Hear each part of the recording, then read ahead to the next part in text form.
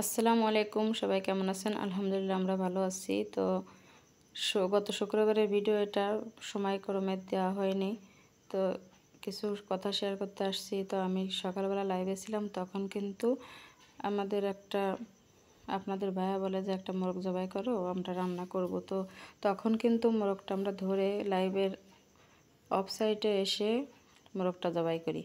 জবাই করার কিছুক্ষণ পরে ছাদ থেকে নেমে আসি। নেমে আসার পরে আম্মু ফোন দিয়েছে যে তোর বোনের বাসার থেকে তার চাচা শ্বশুর শ্বশুর অনেকেই আসতেছে, চলে আয়। তো তখন কিন্তু আমরা আর মোরগটাকে ছিলাকোটা কিছুই করলাম না, যেহেতু 10 মিনিটের পথ গাড়িতে উঠলে। তো তারপরে কিন্তু আমরা সেই মোরগটাকে সঙ্গে করে নিয়ে আম্মুদের বাসায় গিয়ে সেটাকে রান্না করেছি কিংবা ছিলে কুটে নিয়েছি। সেই সঙ্গে আম্মু একটি দেশি মোরগ জবাই করলো, একদম 2টা মোরগ বেশ ভালো করে রান্না করার জন্য। আর এদিকে আম্মুকে বাজার থেকে গরুর মাংস নিয়ে চলে আসছে। সে গরুর মাংসটা যে রান্না হয়ে গেল, চুই ঝাল দিয়ে গোটা রসুন দিয়ে রান্না করে রেখে দিলাম।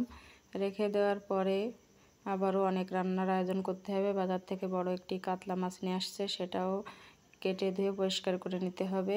তো কিছু কিছু শর্ট ভিডিও করে নিয়েছি এই মাঝে। তো এইভাবে কিন্তু এই মাংসটা দেখুন রান্নাটা কমপ্লিট হয়ে গেছে, রেখে দিয়েছি। আর মাছটা অফ ক্যামেরায় কেটে দিয়ে পরিষ্কার করে নিয়েছি। এটা কাতলা মাছ ছিল। তো কাতলা মাছটাকে আমার ছোটো বোনটা পরিষ্কার করে নিয়েছে।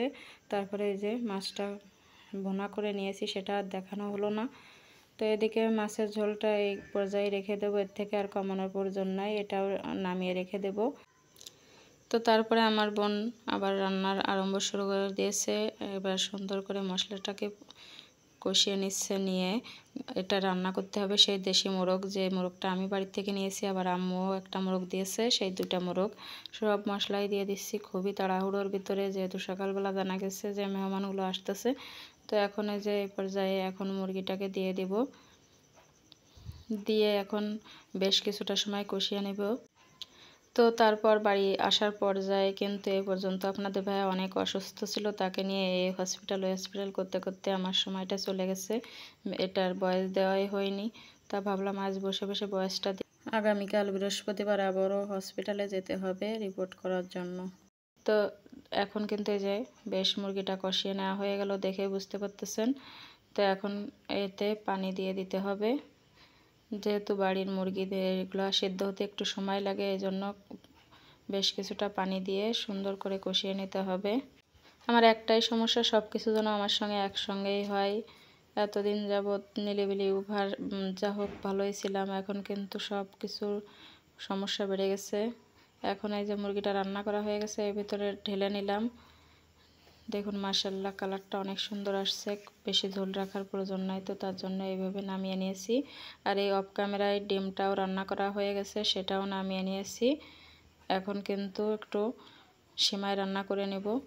নাস্তা যেহেতু অন্য ধরনের অনেক নাস্তা তৈরি করা আছে, ফল সব কিছু, আর এখন সেমাইটা রান্না করে নিলে হয়ে যাবে। তো কিছুটা দুধ দিয়ে দিয়েছি, তার ভিতরে কিন্তু চিনি আর কাজু বাদাম দিয়ে দুধটা একটু বেশ কিছুক্ষণ জাল দেওয়ার পরে লাচ্চা সেমাই যেহেতু দিলেই হয়ে যাবে। তো এখন বলি, যেহেতু আমার শরীরটাও তেমন একটা ভালো না, এদিকে আপনাদের ভাইয়ারও অবস্থা খুবই খারাপ, সে একভাবে অসুস্থতা লেগে আছে, রোগ কিছুতে ধরা পড়তেছে না কি হয়েছে। তারপরেও চেষ্টা আছি, আল্লাহ যদি রহমত করে কোথাও না কোথাও। এই জন্য গতকাল আবার যেতে হবে বৃহস্পতিবারে এমআরআইটা করে নিব, যেহেতু এটা সিরিয়ালে আছি। এখন কাজু বাদামটা যে দিয়ে দিচ্ছি, দেখুন সেমাইটা রান্না হয়ে গেল প্রায়। তো এইভাবেই সময়টা কেটে যাচ্ছে। সবাই দোয়া করবেন, সবাই যেন সুস্থ থাকে, ভালো থাকে, আর আপনাদের ভাইয়ের রোগগুলো এটা যেন একটু কম হয়। এদিকে যে সব নাস্তার আয়োজন করা হয়ে গেছে, কিছু ফল ফলারি কেটে নেওয়া হয়ে গেছে। তো নাস্তার পাশাপাশি খাবারের আয়োজনটাও করা হয়ে গেছে, একই সঙ্গে সবাইকে খাইয়ে দেব। প্রথমে আমরা কিন্তু বাসার সবাই খেয়ে নিয়েছি। তো সামান্য কিছু মুরব্বীদের জন্য আয়োজন এই পর্যন্তই। সবাই দোয়া করবেন আপনাদের ভাইয়া যেন তাড়াতাড়ি সুস্থ হয়ে যায়।